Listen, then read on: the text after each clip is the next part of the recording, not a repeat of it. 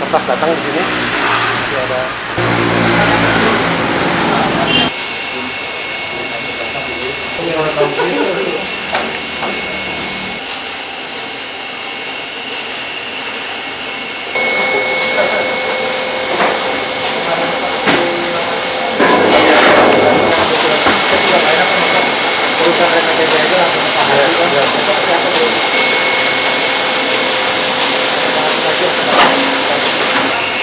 kalau yang ini campur transparan. Kalau warna itu kayak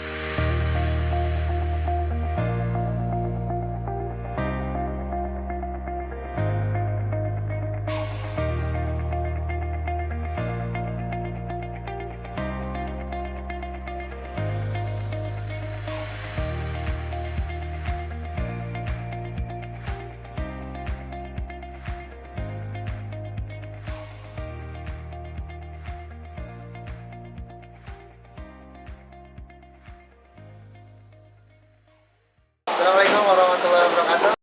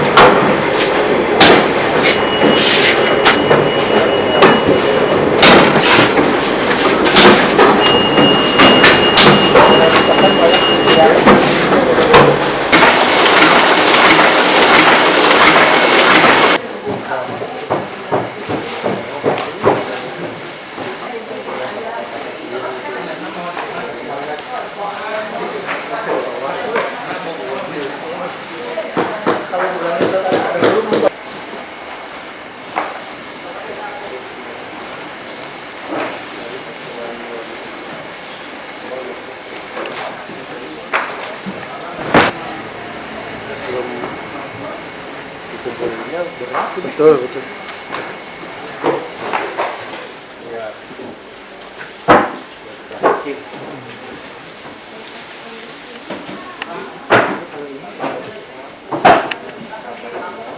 Ini harian.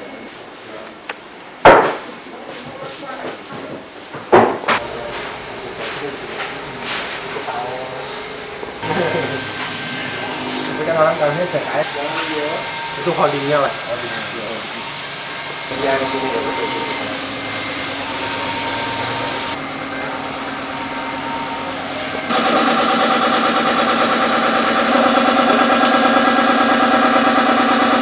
Jalan Jati. Oh, Jalan Jati. Iya, di Jalan Jati.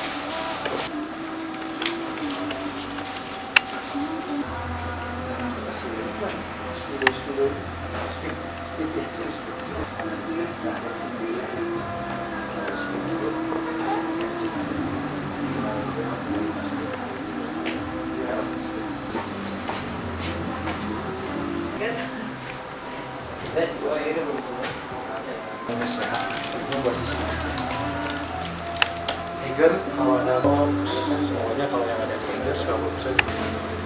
Jadi itu yang nanti ada tahu hitungannya si baik saja.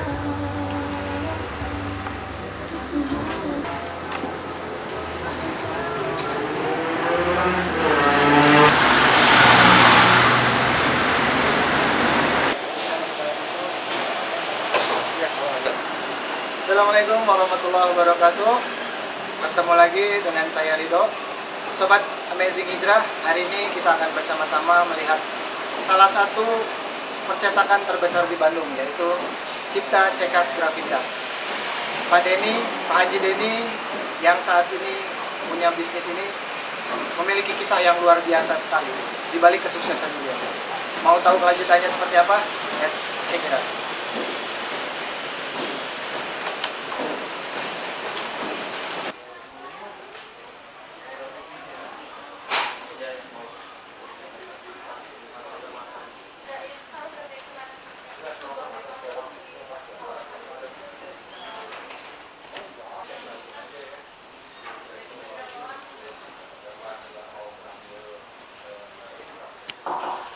Assalamualaikum Pak. Waalaikumsalam. Halo, gimana Masya Pak? Allah, alhamdulillah sehat.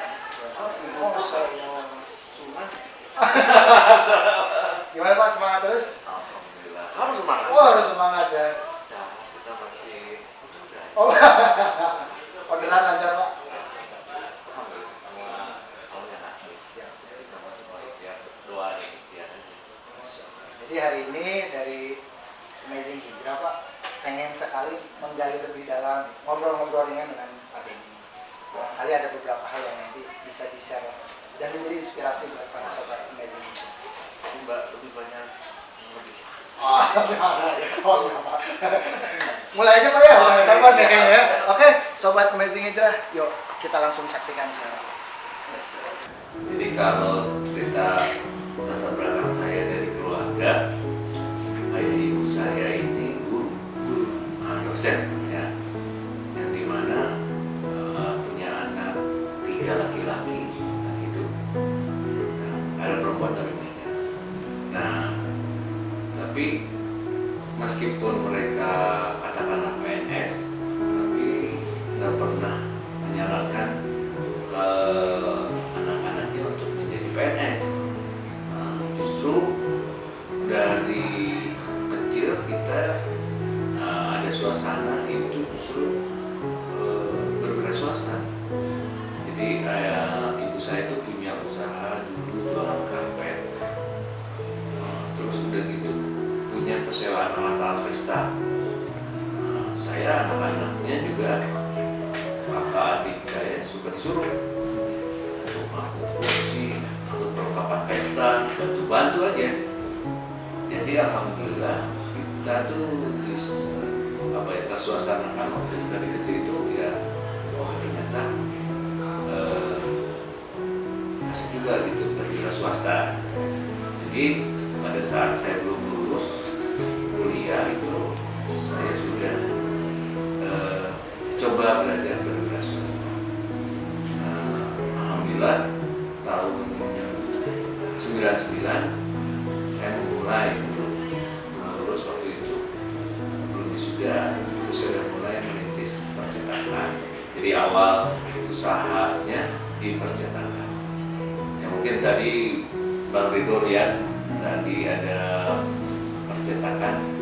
Nah itu sebetulnya dirintis dari tahun 99.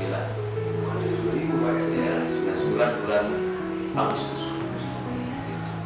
Dan kesininya ya alhamdulillah memberikan kesempatan untuk mengembangkan percetakan itu sendiri dan usaha-usaha yang lain.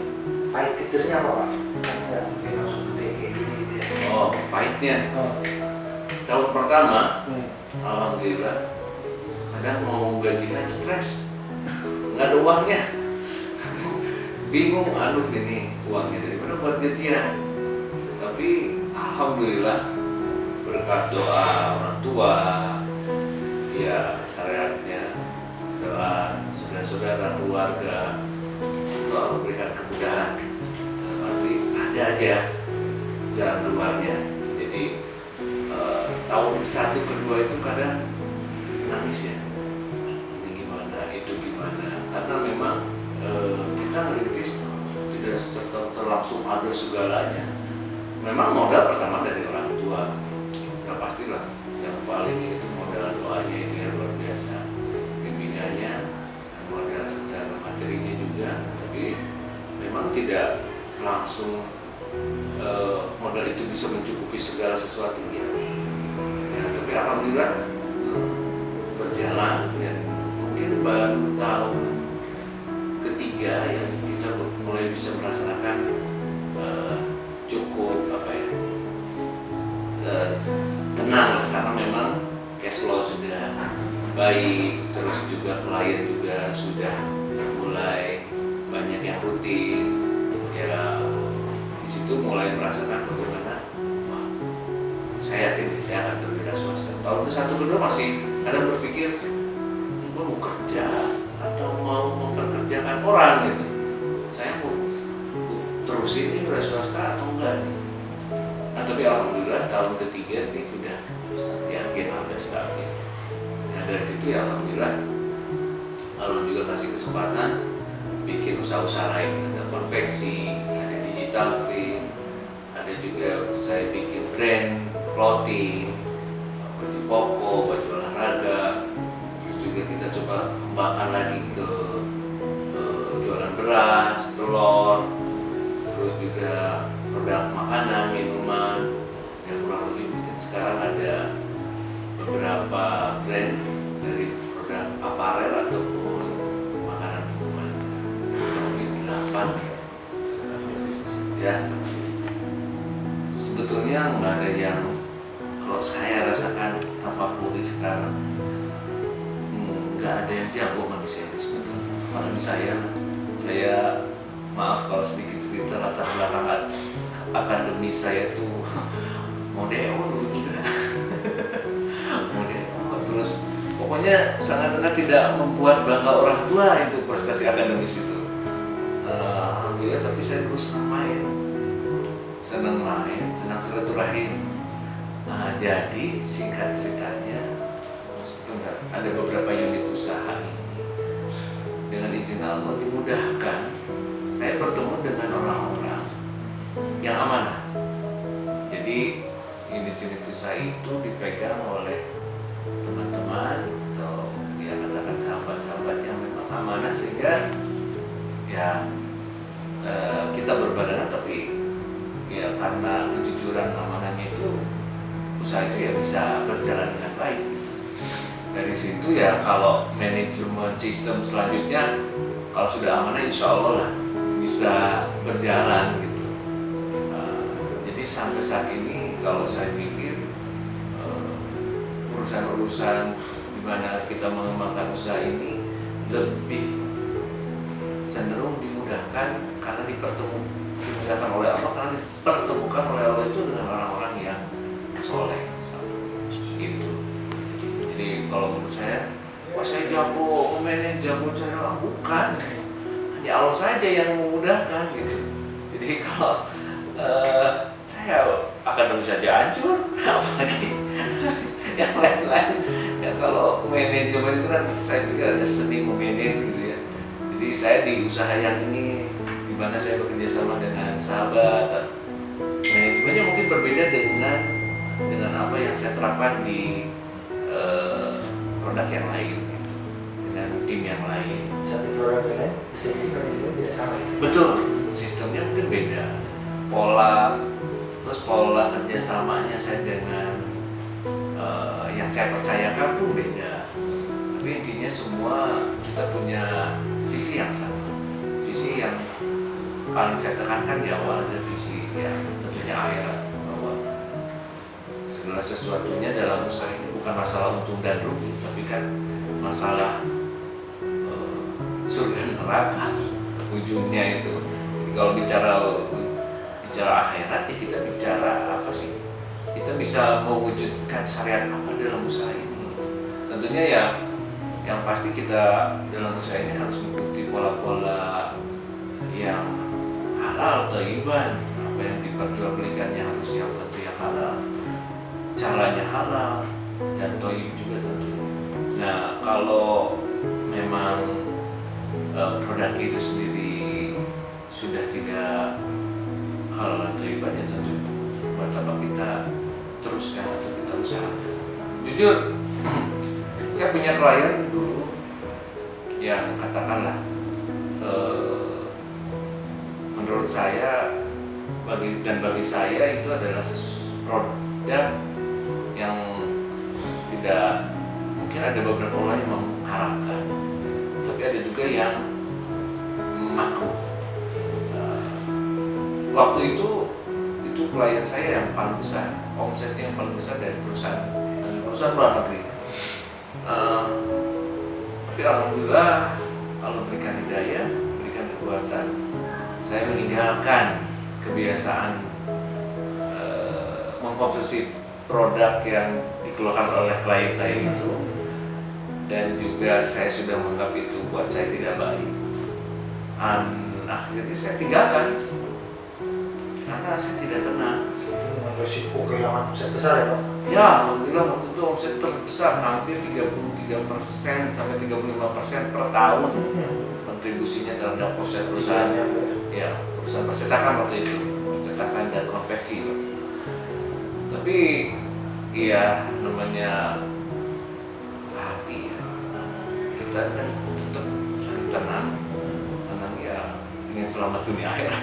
Akhirnya saya tinggalkan juga. Alhamdulillah Allah berikan kekuatan, Allah ganti dengan yang lain, dan saya yakin kalau kita meninggalkan sesuatu karena Allah, maka Allah akan berikan ganti yang jauh lebih baik di dunia maupun di akhirat. Alhamdulillah, yang paling tidak terasa itu di hati, mendapatkan ketenangan. Itu nggak bayar semua uang. Gitu. Pak, itu pernah ada cerita mengenai sempat jatuh ya Pak gara-gara riba Pak ya? Oh iya, Boleh sedikit share Pak? jadi dulu itu tahun 2008 saya terjebak dengan riba. Katakanlah waktu itu saya membeli satu aset yang dimana sebetulnya hanya kekurangan sedikit dari biaya untuk membeli aset itu. Tapi karena ya itu ya, jadi sebetulnya sebelum berusaha itu harusnya belajar dulu fikih muamalah, ada muamalah. Nah, kita selalu loncat ya, mau jadi pengusaha nggak belajar itu dulu, jadi banyak nabrak. Nah waktu itu saya berpikiran bahwa kekurangan ini bisa ditutupi dengan pinjam ke bank, dan waktu itu sebetulnya hanya 20% ya kekurangannya. Ya akhirnya saya pinjam ke bank, dan itu di ACC langsung. Dan saya waktu itu masih berpikir bank itu bukan riba. Nah itulah ya kekurangan saya dalam keilmuan. Ya berjalanlah sekitar 7 tahun. Nah awalnya hutang riba itu mungkin hanya nggak terlalu besar, tapi lama kelamaan bank itu menggoda terus ya, dan terus menggoda, dan akhirnya nilainya bertambah, dan akhirnya 2014 saya mulai sadar, ini bahaya nih perusahaan ini. Ibaratnya saya lihat daftar hutang riba saya, waduh, ini bahaya gitu. Akhirnya saya coba mencari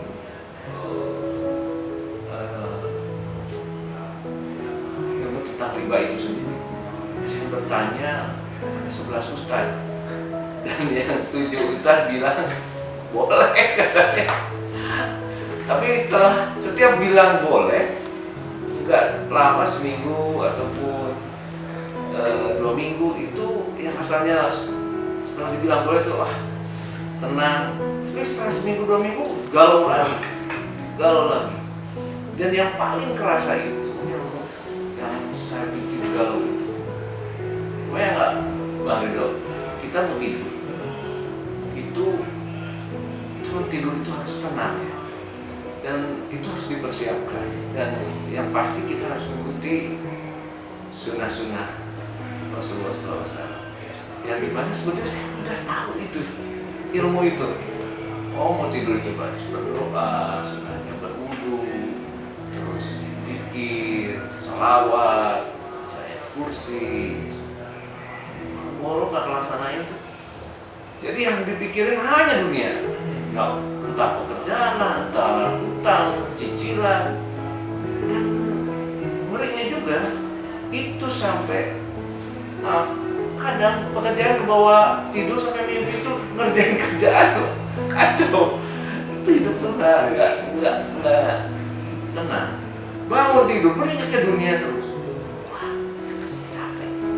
capek itu pas saya pakai riba, capek. Dan akhirnya alhamdulillah dari 11 ustadz, 4 ustadz bilang tidak boleh, tapi yang 3 yang bilang tidak boleh itu tidak sempat menjelaskan. Akhirnya yang ke-11 lah alhamdulillah, dia menjelaskan menjelaskan apa itu definisi riba dengan hadis-hadisnya, dengan ayat-ayatnya. Alhamdulillah Allah berikan hidayah pada saat itu sehingga saya paham, oh selama ini berarti saya melakukan riba. Dan dari situ saya mengakui kesalahan dan saya bertobat, tidak mau lagi pakai katakan sistem riba apapun lah dari manapun dananya. Cuman waktu itu kan saya masih banyak utang riba, sehingga saya nanya ke ustadz tersebut apa yang saya harus lakukan. Saya ingin bebas dari ini. Di satu dia bilang harus ngaku salah. Nah, ini kadang orang tuh kalau nggak ngaku salah cari pembenaran, ya kan? Cari pembenaran sehingga apa ya? Selalu gimana lagi ya? Zaman gini nggak pakai sistem riba, mana kapan punya rumah, punya mobil, jadi alurnya kemana? Gitu.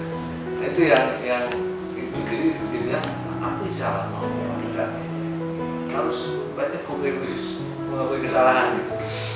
Setelah itu tobatan, minta ampun, dan alhamdulillah pada saat itu saya berpikir Allah itu mampun lagi penyayang.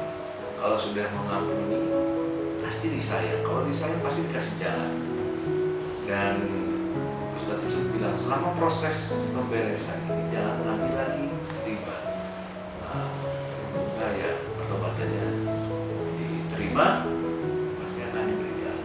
Alhamdulillah 10 bulan. 10 bulan dari situ alhamdulillah Allah bereskan semua. Tahun 2000 dimulai dari 30 Agustus 2015 selesai 10 Juni 2016. Semua utang riba lunas. Asuransi saya tutup, kartu kredit saya tutup, semua produk-produk berkaitan dengan riba saya tutup. Ya Pak, kenapa banyak sekali teman-teman kita even aktivis dakwah tapi masih sulit lepas dari riba? Apakah memang hatinya atau karena terdesak ekonomi atau seperti apa Pak? Iya, kalau sebetulnya kalau yang saya nih rasakan dan saya melihat juga karena setelah waktu itu saya sadar akan riba, saya ngajak, saya dakwahin bab riba ini ke saudara, ke klien, ke supplier. Kalau nggak salah dulu dalam waktu 10 bulan itu saya datengin silaturahmi itu sekitar 72 orang dan saya sampaikan saya pelaku riba, cuma saya tobat sekarang. Akhirnya karena sama-sama pelaku riba, jadi kita ngobrol terbuka enak ya. Dan saya nggak menyalahkan siapa-siapa, saya menyalahkan diri saya sendiri. Rata-rata memang masalah riba ini harus yakin dulu ya, itu berkaitan dengan keimanan memang. Yang paling saya rasa dulu ingat saya ada ucapan kita ini diibaratkan motor. Ban motor itu yang depan itu pengetahuan.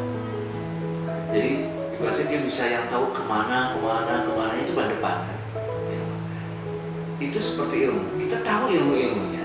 Seperti tadi saya sudah tahu ilmu mau tidur itu berwudu dan lain-lainnya. Tapi karena iman lemah, nggak jalan.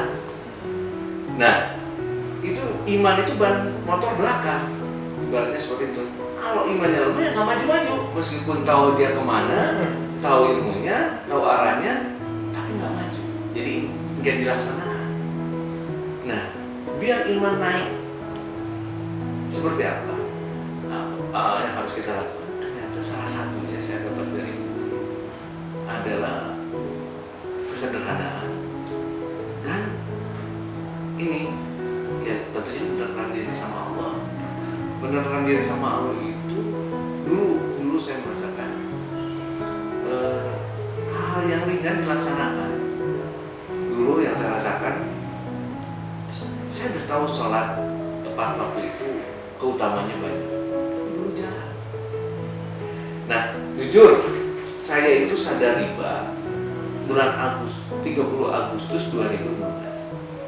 Tapi jujur saya baru mulai melaksanakan keinginan yang menggebu-gebu untuk sholat berjamaah dan tepat waktu dan di masjid itu bulan Mei kali 2015. Dari situ saya sampai berusaha dari bulan Mei nih, sebelum saya 30 Agustus itu dapat hidayah, menyadari bahwa itu saya melakukan riba. 3 bulan itu saya katakanlah dapat arahan untuk sholat tepat waktu berjamaah, misalkan di masjid atau di tempat yang memang adanya azan, dan saya lakukan. Saya lakukan. Lagi di jalan, nah ini sholat di mana dulu? Jadi ada ucapan yang kalimat yang luar biasa menurut saya. Kalau dulu itu ada ya Ustaz yang bilang, kalau dulu itu diselang bekerja kita sholat, dibalik di antara sholat kita bekerja dalam rangka ibadah juga. Kita amalkan apa yang ada di isi sholat dalam bekerja. Jadi yang utamanya ada sholatnya dulu, bukan bekerjanya dulu. Nah, alhamdulillah saya terapkan di kantor juga. Azan berhenti semua. Usahakan sholat. Saya dawain semua karyawan supaya mau sholat berjamaah tepat waktu. Dan saya usahakan 3 bulan. Dan di situ saya dapat kekuatan dari Allah untuk menerima. Oh, ternyata saya salah. Saya selama ini melakukan riba. Dan di situ tinggal kalau Allah sudah buka ya. Cuma ada pengorbanan dulu itu gitu. Itu salah satu. Kedua, sunnah-sunnah yang 3 bulan itu saya melaksanakan sunnah-sunnah yang katakan mungkin ada orang bilang pelajaran TK. Betul. Kebayang gak melaksanakan adab-adab dari mulai makan, masuk kamar mandi, mau tidur bangun tidur, masuk rumah, keluar rumah. Tapi itu mah pelajaran TK katanya, ada yang bilang. Meskipun pelajaran TK, yang penting diamalin atau tidak. Menurut saya bukan masalah pelajaran TK atau tidak. Kalau melihatnya mengamalkan atau tidak. Dan ada ucapan yang luar biasa. Ada ustaz yang bilang bahwa di balik sunnah ada pertolongan Allah. Ada pertolongan. Jadi kita melaksanakan sunnah maka ada pertolongan. Saya yakin waktu itu, makanya saya di rumah saya coba ajak anak-anak juga di rumah melaksanakan itu, dari misalnya sholat sunnahnya, keluar masuk rumah, masuk kaki kanan misalnya, terus baca assalamualaikum, baca surat Al-Ikhlas, di rumah tiap hari dibacakan Al-Quran, surat Al-Baqarah, hal seperti itu. Bahkan urusan makan, kita belajar makan berbarengan satu kamar, ada makannya kita laksanakan. Saya laksanakan itu 3 bulan itu, 3 bulan. Dan yang itu kesederhanaan. Jadi maksudnya saya coba sampaikan ke anak-anak bahwa, bahkan saya bilang waktu itu, ini rumah saya udah jauh lebih cukup. Kalau dikasih rezeki pun jauh lebih dari ini. Nah, kan beli lagi rumah yang lebih besar dari ini, nggak mau. Udah, ini kalau kita lihat rumah Rasulullah, aduh, malu. Rumah sahabat yang katakannya, aduh, malu. Ini udah cukup banget, lebih dari cukup sebenarnya. Ya kita justru, ya panutan kita kan Rasulullah aja rumahnya. Ya, seperti itu, gitu. Tapi kan mata Allah seperti apa mau ya. Nah, kita ini ujian untuk rumah juga seperti ini. Dipakai apa nih? Dipakai taat nggak? Atau dipakai maksiat gitu? Ya seperti itulah. Kita coba untuk terapkan di rumah. Tapi udah 3 bulan kasih kekuatan untuk ini. Saya yakin di balik sunnah itu ada pertolongan. Jadi kalau kita udah datang ke majelis mencoba, mungkin ada kekurangan dari kita sendiri, mungkin kita belum mau belajar mengamalkan, baru hanya tahu ilmunya, tapi kalau nggak diamalin ya bukan berarti saya sudah banyak mengamalkan ya. masih jauh lah, cuma belajar berusaha untuk mengamalkan. Pak, mengenai karyawan yang ini kan memang sedikit jarang terjadi. Ada yang atasannya misalnya bosnya taat gitu, tapi tidak terlalu peduli dengan karyawannya. Sholat mah ya sholat aja berjalan. Jadi di sini kan memang ya masing-masing dan memang tidak bekerja tepat. Efeknya sendiri apa, Pak? Maksudnya? Ya efek dari kan tadi juga kita beberapa ngeliat tulisan kan istirahat itu dimulai pada saat azan zuhur. Kelihatannya kan sepele Pak ya, tapi artinya itu sebenarnya utamakan sholat, jadi selamat gitu kan. Efeknya yang Bapak rasakan dan karyawan rasakan tuh apa Pak dengan azan sholat semuanya tinggalin gitu?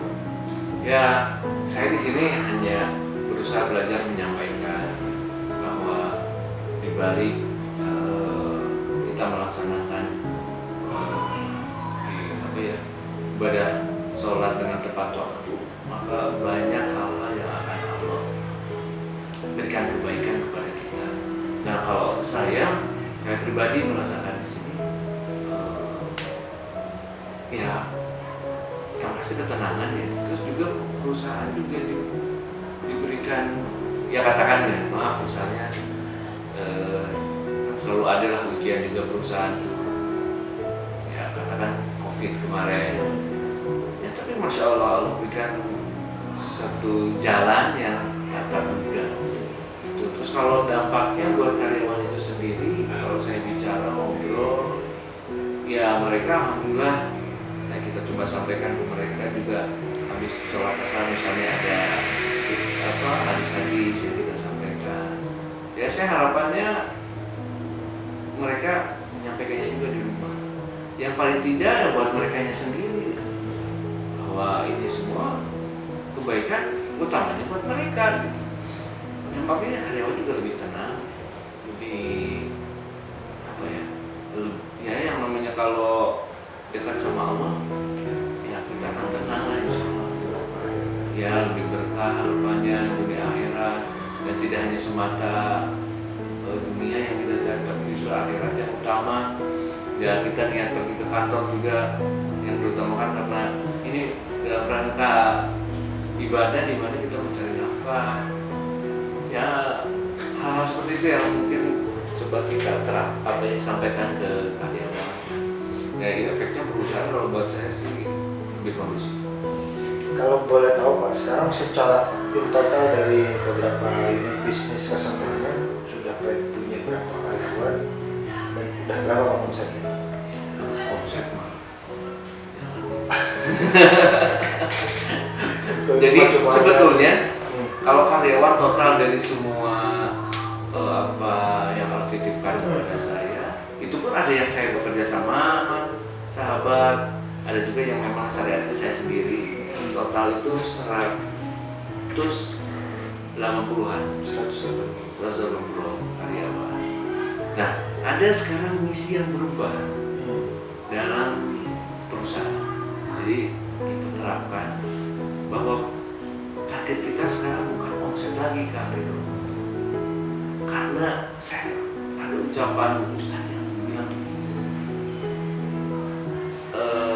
jangan macam-macam dengan namanya rezeki. Itu hak prerogatif Allah. Jadi ada yang usahanya pergi pagi pulang sore, rezekinya katakan misalnya skalanya dapat dia 100. Tapi ada yang hanya kerja dalam satu hari 1-2 jam, rezekinya misalnya 100.000. Itu hak prerogatif Allah. Jadi saya coba terapkan itu, saya cerna itu. Yang lebih utama itu bukan target omsetnya, tapi target syariat apa yang bisa saya wujudkan dalam proses bekerja itu. Jadi misalnya gini, saya ingin katakan karyawan ini kerja lebih baik. Kerja lebih baik ini harus misalnya dia nilai-nilainya itu salah satunya itu justru dia sholatnya harus lebih baik. Ngajinya yang dulu nggak bisa saya siapkan misalnya waktu untuk mereka belajar. Nah, kebaikan dia dalam bekerja insya Allah akan bisa lebih terwujud pada saat dulu mereka tambah soleh. Jadi targetnya saya, sebetulnya target kerja saya, kita semua di sini bukan wah tahun depan omset harus naik. Justru kinerja harus lebih baik dalam rangka ibadah itu tadi. Ibadahnya harus lebih baik, ibadah hablum minallahnya harus lebih baik. Misalnya sholat yang katakan dulu hanya 70% yang ikut sholat berjamaah, sekarang harus 90%. Targetnya 100% nanti. Meskipun jujur sampai sekarang hanya 90%. Terus orang-orangnya juga targetnya harus tambah soleh. Sebelum itu ya targetnya sayanya juga yang harus lebih soleh. Itu Kepalanya dulu Pak. iya, Butut ikut. iya itu. Dan kadang saya ngajak soleh tapi saya nggak soleh, nggak belajar soleh ya, bukan berarti saya nggak soleh. Aku jauh banget ya. Cuman saya belajar untuk menjadi orang soleh. Ngajak juga karyawan untuk lebih belajar lebih soleh lagi. Nah, jadi targetnya sekarang bukan omset, Bang Ridho nih. Yang kita kejar adalah bagaimana kualitas kita, teman-teman yang sama-sama bekerja di perusahaan ini ya lebih baik lagi hubungannya dengan Allah. Urusan pekerjaannya juga kita targetkan perbaikan dalam bekerjanya lebih syar'i. Nah itu yang justru kita menjadi target sekarang. Iya, takut saya mau wanianan gitu kalau bahasa Sunda nama. Tahun harap kurang sekian. Aduh, ya Allah justru sekarang perbaiki dulu masalah aku saya ngikuti. Saya yakin kalau nggak atur semuanya. Jadi target-targetnya jadi salah satu syariat apa yang bisa kita lebih wujudkan dalam katakan muamalahnya, dalam bekerjanya, lingkungannya juga jauh mana kan, karena yang saya tahu yang setiap umat Rasul itu punya kewajiban meneruskan pekerjaan Rasulnya itu dakwah, menjadi dai apapun profesinya dia harus tetap menyampaikan sesuatu kebaikan pada yang lain. Nah, jadi ya, saya coba untuk menerapkan itu. Masalah omset, alhamdulillah buat saya luar biasa nikmat yang Allah berikan. Mau nggak ada yang besar sebetulnya, dan karena Allah yang mau besar, mau triliunan, mau miliaran, mau jutaan, ya disyukuri saja. Yang penting berkahnya itu. Jadi pesan yang pengen disampaikan Pak, mudah-mudahan supaya tadi tidak terjerembab dalam riba, tidak sistem yang ribawi gitu, supaya insya Allah sukses dunia akhirat Pak. Boleh di-share Pak? Bismillah ya, insya Allah. Kalau menurut saya moga-moga, bukan menurut saya mungkin ya, sebetulnya harus menurut apa yang diarahkan oleh Rasulullah. Jadi kita semua, saya yakin lah bahwa kalau kita tidak mewujudkan sistem Islam, syariat Islam, maka nggak akan terwujud kemakmuran, itu nggak akan. Jadi kalau semua kita masih pakai sistem ribawi, saya yakin 100%, 1000% nggak akan sukses dunia akhirat. Jadi kalau riba itu terus masih dipakai dengan alasan apapun, tidak akan pernah berhasil untuk meraih kebahagiaan dunia dan akhirat. Jelas singkatnya di ayat itu di Al-Baqarah 275-279 sampai Allah ngajak perang, Allah dan Rasulnya ngajak perang. Mungkin kita itu aja mungkin ya. Jadi kalau menurut saya pakailah sistem syariat Islam dengan bekerja sama, dengan misalnya pinjaman yang tanpa riba. Sekarang lagi musim saya lihat anak-anak muda justru nggak pakai dana bank, tapi justru kita saling bekerja sama. Dari yang saya juga ikutan ada usaha, ada yang 2%, 1%, 10%, tapi banyak kan jadi banyak doa. Nah sekarang justru jauhilah sistem ribawi, karena yang saya tahu aduh, saya karena pelaku riba dulu, nah nggak enak lah. Mau sekaya apapun, kalau hati nggak tenang, ya sudah. Udah banyak contoh sih, karena kan Korun yang katanya hartanya wah ujung-ujungnya habis. Fir'aun, nah hartanya ke tahtanya nggak dipakai taat, ya habis juga. Udah banyak contoh.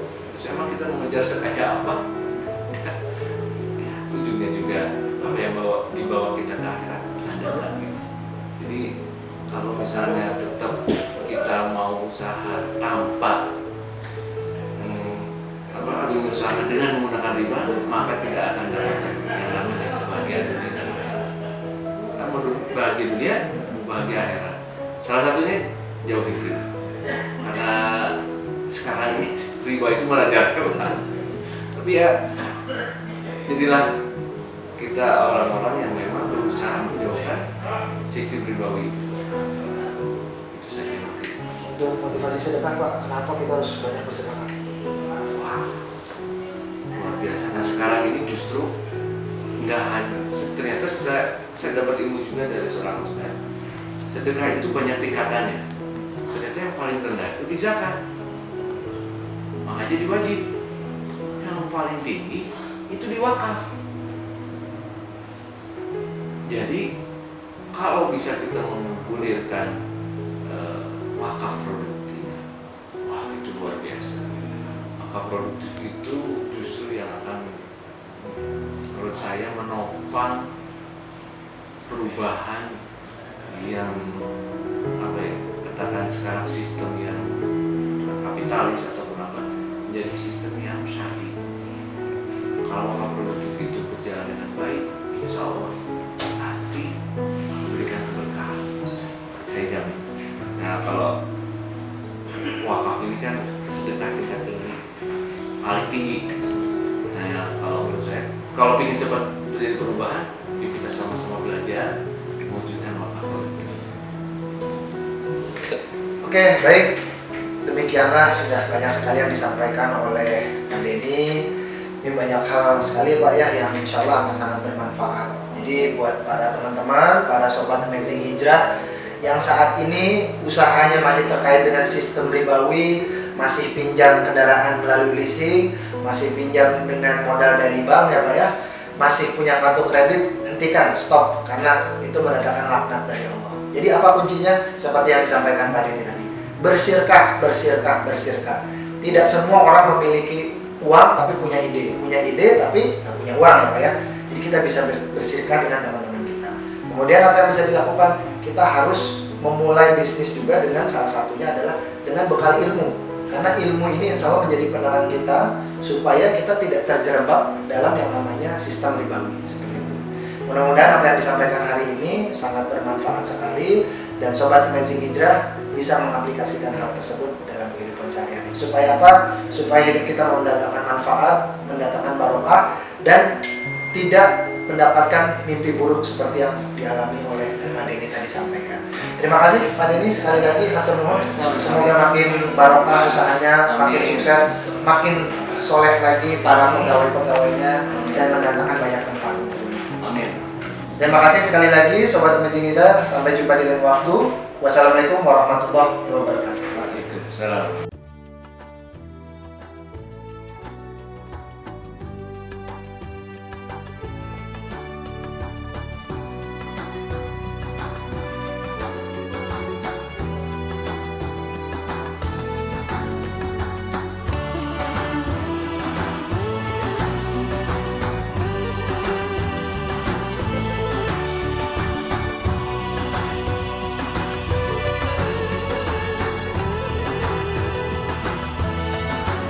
أنت نور الله فجرا جئت بعد العسر يسرا ربنا أعلاك قدرا يا إمام الأنبياء أنت في الوجدان حي أنت للعينين ضي أنت عند الحوض ري أنت هاد